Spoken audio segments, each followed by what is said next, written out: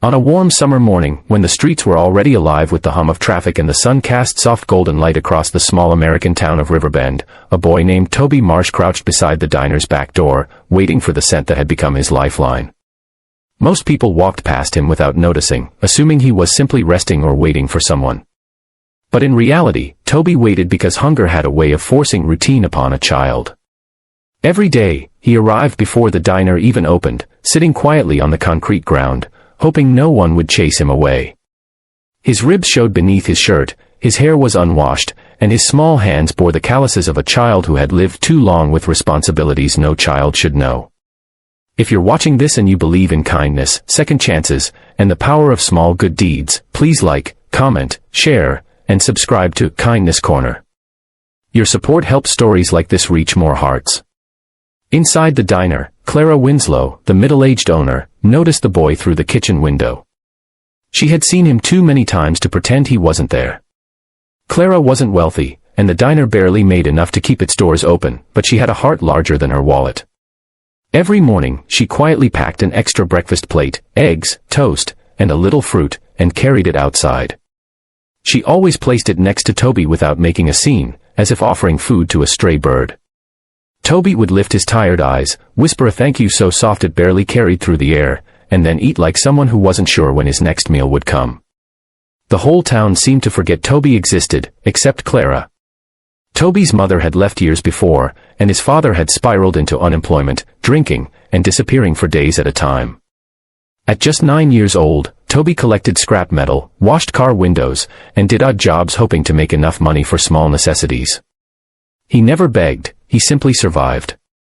The diner became his shelter, not physically. Clara never invited him inside because she worried about drawing attention from the town authorities, who might separate him from his remaining parent, but emotionally.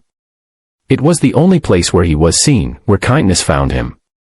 The smell of frying onions, coffee brewing, and plates clinking together became familiar enough to feel like home. Then came the day everything changed. Around late morning, as sunlight spilled brightly across Riverbend and the heat pressed against the sidewalks, a sleek black SUV pulled up in front of the diner. The door swung open and out stepped a man the town rarely saw. His name was Harrison Vale, a young millionaire who had built a tech company in the next city over. Known for his quiet generosity, Harrison had returned to Riverbend to revisit the place where his late mother once lived. The townsfolk whispered about him occasionally, but no one expected him to drop by a small, struggling diner like Clara's. Harrison walked in wearing simple clothes despite his wealth, khaki shorts, a clean polo, and a watch worth more than the diner itself. He ordered lunch, took a seat by the window, and looked out at the street as if searching for a memory. That's when he saw the boy. Toby was sitting in his usual spot outside, rinsing metal bowls he had collected from a nearby scrapyard. There was a small bucket of water beside him and a worn towel laid across his knee. His face was streaked with dirt, and yet his eyes, pale blue and tired but determined, held a strange mixture of hunger and hope. Something about the scene tugged deeply at Harrison, something familiar, something painful. He remembered being 8 years old, standing outside the same diner with shoes that didn't fit and a stomach that growled so loudly he thought people might hear it. His mother would slip him half her sandwich while pretending she'd already eaten. Harrison's success had erased the outward signs of that childhood, but the memories still lived in him like shadows that never left. He watched as Clara stepped outside and placed a plate next to Toby. The boy's face brightened with quiet gratitude, the kind born only from repeated hardship. Harrison felt something shift inside him. He couldn't leave, not after seeing that. He stepped outside and quietly approached Clara, who looked startled to see him speaking to her. She wiped her hands on her apron, unsure if he was coming to complain or ask a question. But Harrison only asked about the boy, who he was, where he came from, why he was alone. Clara hesitated at first, unsure whether she should share Toby's story, but something in Harrison's tone, the sincerity, the gentleness, made her speak. She told him everything she knew. Harrison listened without interrupting, his gaze drifting repeatedly toward the boy who was still methodically scrubbing metal bowls as if his life depended on it. Later that day, when Toby had finished eating and had gathered his small collection of belongings, Harrison approached him gently. The boy flinched, not out of fear, but habit. Toby had learned that men rarely approach children like him with kindness. Harrison didn't ask questions. He didn't offer pity. He just asked if Toby would allow him to walk with him for a while, and Toby nodded, still unsure. As they walked through the neighborhood, Harrison quietly observed the crumbling houses, the broken fences, the emptiness that surrounded the boy's world.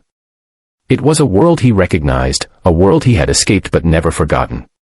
That evening, Harrison made a promise to himself that he would not walk away from Toby's life. He met with local authorities, explained the boy's situation, and offered to become his temporary guardian while ensuring Toby's father received help.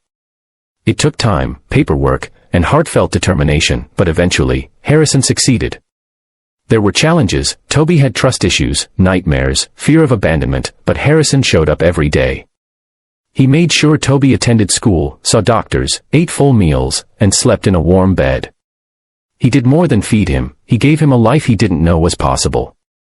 Clara cried the first time she saw Toby wearing clean clothes, holding a new backpack, and smiling without fear. By the following summer, Toby looked like a different child, stronger, healthier, brighter. He would visit the diner with Harrison, sitting at the counter like any other kid, ordering pancakes with syrup dripping down the sides. He still remembered the days he sat outside, hungry and invisible, but now he knew those days were behind him. If this story touched your heart, please consider liking, sharing, commenting, and subscribing to Kindness Corner. Your engagement helps spread messages of hope and compassion. Before we end, here's a special request: comment below with one thing you're grateful for today. Because sometimes, a single act of kindness can change an entire life, just like it changed Toby's.